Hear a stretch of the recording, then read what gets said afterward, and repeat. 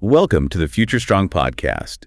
You were curious about the war on drugs in the U.S., specifically its impact, and, well, you wanted the bigger picture without getting totally overwhelmed by details. Exactly. So that's what we're doing. We're using info primarily from rehabnet.com to sort of unpack this. And what jumps out right away from your sources is just the incredible growth in the U.S. prison population. Yeah, since 1970 especially. And how much drug offenses have fueled that growth. It's significant. So our aim here is to trace how we got here, see who's been most affected, and really ask if these approaches are actually working. Let's start with the scale, because it is quite something. It really is. I mean, 5% of the world's population here in the U.S., right? But over 20% of the world's prisoners. That statistic is just... Yeah. And since 1970, that 500% increase in the U.S. prison population overall, it's huge. And the cost. The ACLU pegs the annual cost at over $80 billion.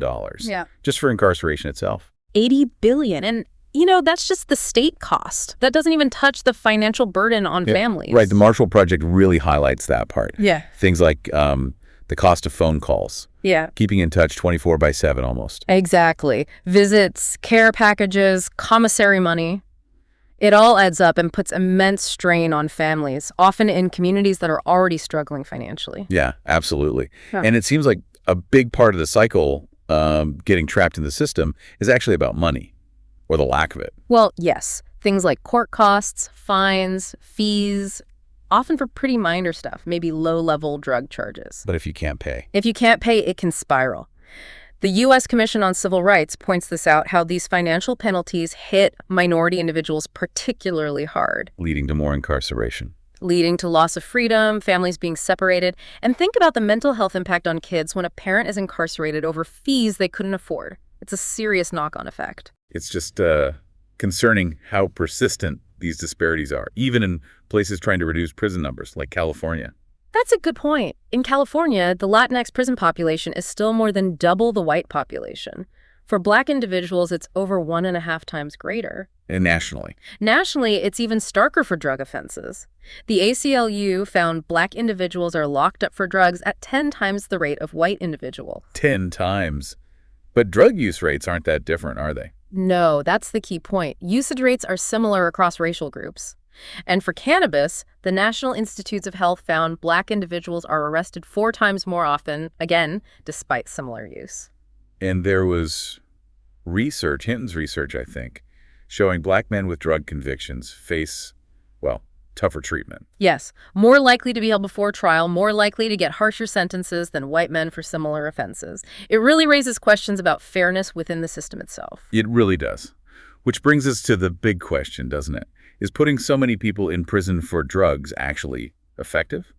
Does it work? Well, the evidence we have from places like the National Institutes of Health, Pew Research, it strongly suggests, no, not really. So incarceration, even mandatory minimums, they don't really deter drug use. Very little, if any, deterrent effect. Pew actually looked state by state and found no real link between how many people a state locks up for drugs and things like individual drug use, or overdose deaths, or even drug arrests. That feels counterintuitive. You'd assume harsh penalties would scare people off. You would think so. But not only does it seem not to deter use, some research suggests it might actually be harmful in other ways. How so? There's research, Binswanger and others, linking incarceration to a higher risk of overdose death right after someone is released. Wow. So it doesn't deter use, and it might increase fatal overdose risk upon release. Which really highlights this disconnect, right? The National Institutes of Health is clear. Addiction is a treatable medical condition. It's not fundamentally a criminal issue. But we treat it like one. Overwhelmingly.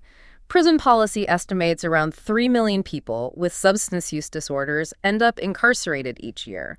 We understand it as medical, but respond primarily through the criminal justice system. And once they're inside, do they get the treatment they need? Often no. Budgets are tight. Treatment programs in prisons and jails are often inadequate or unavailable. So people aren't getting help for the underlying issue. Exactly. And prison policy points out this can make individuals, potentially more of a risk, both while incarcerated and certainly after they get out, if the addiction isn't addressed. We see that tragedy in the overdose numbers inside jails too, don't we? Yeah, a really worrying trend. 15% of jail deaths in 2019 were from overdoses. That's up from just 4% back in 2000. 15%. And at the same time, some places are cutting funding. Well, in California, for example, the Legislative Analyst's Office noted proposed decreases in net funding for substance use disorder treatment programs in recent budget years. So the need seems to be rising, but resources might be shrinking in some areas. This really brings up how much the laws themselves matter, how we criminalize drugs. Absolutely. Look at the difference between states. Oregon, where possession is largely decriminalized, or California, where it's often a misdemeanor. Their arrest rates are lower. Generally lower for possession compared to states where it's still a felony, like Louisiana. And Louisiana's overall incarceration rate reflects that. Massively. Prison policy data shows Louisiana's rate is more than double the U.S. average. It shows how just classifying drug possession differently can have a huge impact on who ends up behind bars. Okay, so the punitive approach seems costly, maybe ineffective, and has these huge disparities. What about the alternative? Rehabilitation. Well, that's where the cost-effectiveness argument comes in pretty strongly. Research, like from Ettner and colleagues, suggests rehab is a much better investment. How much better? For every $1 spent on addiction treatment, society potentially saves up to $7. $7? Mostly through reduced healthcare costs down the line and savings in the criminal justice system, fewer arrests, trials, incarcerations. It's a significant return. That makes a strong case for looking at alternatives then. Definitely. And there are models out there. Drug courts, for example. Right. Those offer treatment instead of jail time. For nonviolent offenders, yes. And the National Treatment Court Resource Center found they can cut reoffending recidivism by up to 40%. Plus, they save money, potentially thousands per person compared to incarceration. What else seems promising? Community policing initiatives show potential. When law enforcement works with the community on local problems, including drugs, some studies show significant drops in drug offenses. So less adversarial, more collaborative. Kind of, yeah.